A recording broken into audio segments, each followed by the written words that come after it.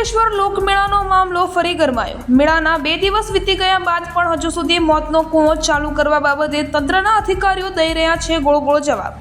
Collector દ્વારા નિમેલી committee દ્વારા કરાઈ ગયું છે ઇન્સ્પેક્શન, પરંતુ પ્રાંત અધિકારી અને કમિટી બંને એકબીજાના ખભે જવાબદારી નાખી રહ્યા છે। લાખો રૂપિયાનો ખર્ચો કરીને આવેલા મોતના કૂવાના સંચાલકોને કોઈ જગ્યાએથી જવાબ ન મળતા તેમણે સરકાર પાસે વિડીયો બનાવી મદદની કરી માંગ। સોશિયલ મીડિયામાં વિડીયો થયો વાયરલ।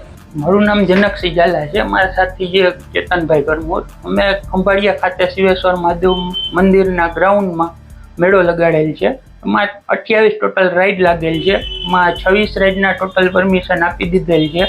12 વ્યક્તિની કમિટી છે અને અમે છેલ્લા 12 થી 15 દિવસથી સતત લાયસન્સ પ્રોસિજરમાં અમે કાયદા છે। હવે મેળો ચાલુ થઈ ગયો છે ને બે દિવસ વયા ગયા છે, પણ અમારા મોતના કૂવાનો કોઈ નિકાલ આવેલ નથી।